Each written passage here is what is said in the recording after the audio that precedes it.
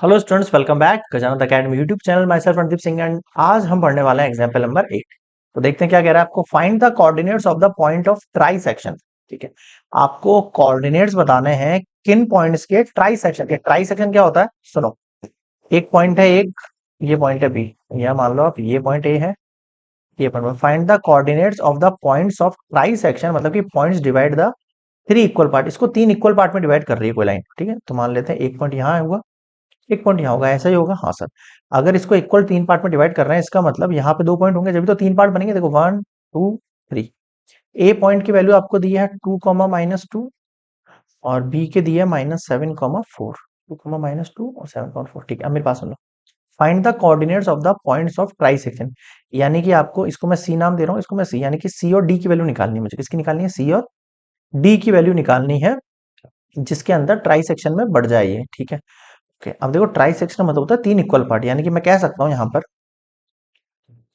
A C equals to C D equals to D B. एक second, ये D B है। ठीक है, क्या कह सकता हूं मैं? ये जो ए सी लाइन है वो सी डी लाइन है, और जो डी बी लाइन है, ये तीनों आपस में क्या है? इक्वल है। यहां तक बताओ, समझ में आ गया? कि हाँ सर, ये तो समझ में आ गया। अब इसके पॉइंट्स निकालो। इसे इमेजिन करो, जैसे फॉर सी, पहले फर्स्ट केस के लिए निकालता हूँ ना। एक मिनट रुकना, इसके लिए मैं एक और बनाता हूँ। दो अलग अलग पॉइंट बनाने पड़ेंगे ना मुझे। ठीक है, अब देखो, सबसे पहले मैं सी की बात करता हूँ। फॉर सी, सी को देखो, अगर मैं सी पॉइंट को देखूं और इस पूरी लाइन पे फोकस करूं, सी पे देखूं और इस पूरी लाइन पे फोकस करूं, ये सी है, तो ये 1:2 होगा। क्या होगा? 1:2 होगा, क्योंकि फिलहाल ये 1:1:1 है। ऐसा ही है क्या सर? ये तीनों ट्राई सेक्शन का मतलब क्या? अगर ये 2 है, ये 2 है, तो ये भी 2 है। ये 5 है, तो ये 5 है, तो ये 5 है। अगर मान लो ये 5:5:5 है, तो ये कट के एक्चुअल में 1:1:1 ही तो बचेगा। यानी कि अभी आपके पास जो ये लाइन है, ये ट्राई सेक्शन में बटी हुई है। किसमें बटी हुई है? ट्राई सेक्शन, यानी कि तीनों के तीनों इक्वल पार्टीशन में बटी हुई है। और हमें क्या करना है? अगर हम सी को देख रहे हैं, अगर हम किसको देख रहे हैं, अगर हम ओनली सी को देख रहे हैं, एक मिनट, अगर हम केवल सी को देख रहे हैं, तो ये दोनों पार्टीशन मिल जाएंगे, 1 और 1 मिलके 2 हो जाएंगे, और यहाँ पे केवल 1 रहेगा। तो सी के लिए बात करेंगे पहले।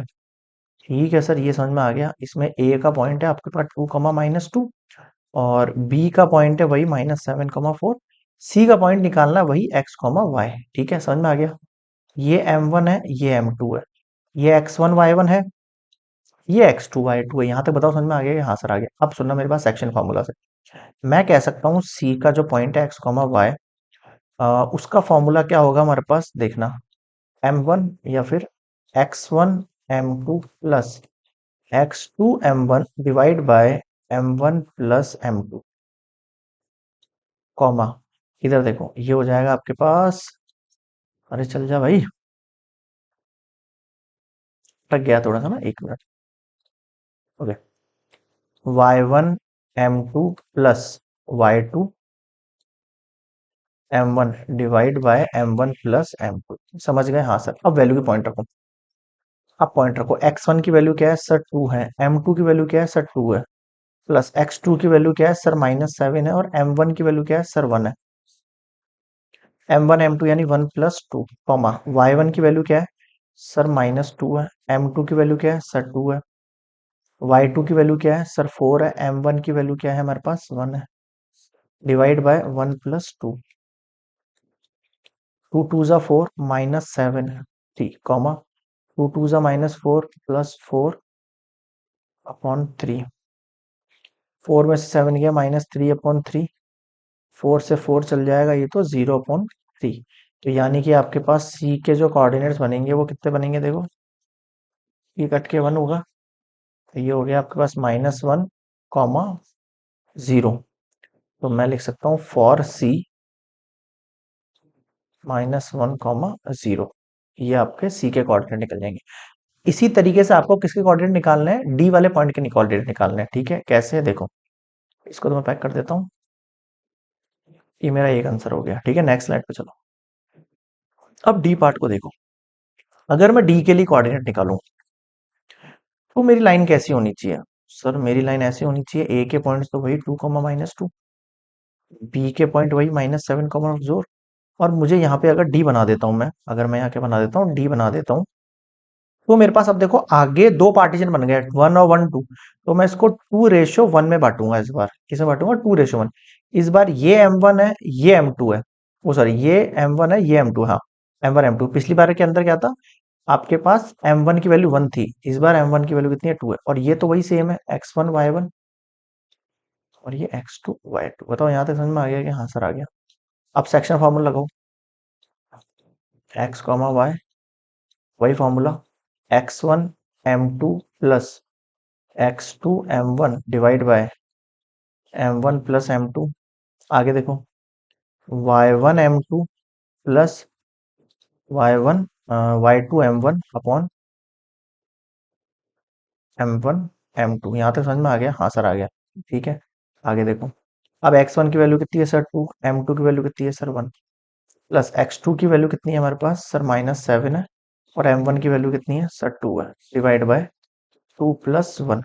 Y1 की वैल्यू कितनी है सर? -2 है। M2 की वैल्यू कितनी है सर? 1। Y2 की वैल्यू कितनी है सर? 4। M1 की वैल्यू कितनी है सर? 2। समझ में आ रहा है कुछ? Yes sir. 2 1 जा 2, -2 7 जा 14, 3। -2 प्लस 4 2 जा 8। ठीक है सर। 14 में से 2 जाएगा, कितना बचेगा? माइनस का 12/3। 8 में से 2 जाएगा तो प्लस का 6/3। इसको और सॉल्व करोगे तो 3 4 जा 12 और 3 2 जा 6। तो मैं लिख सकता हूँ यहाँ पे फॉर डी -4, 2 आपके पास कोऑर्डिनेट आ चुके हैं। यहाँ तक समझ में आ गया? हाँ सर। अब मैं लिख सकता हूँ लास्ट में, there four coordinates of the points of trisection कौन से बने आपके पास? एक तो बन गया हमने जो पीछे निकाला, क्या निकाला? -1, 0। और इसके बाद ही बीच में क्या निकला हमारे पास? -4, 2। ठीक है, और लाइन सेगमेंट ये थी आपके पास। तो ये हो गया आपका final answer. Example number 8 complete है। बताओ इसमें कोई डाउट है क्या किसी को भी?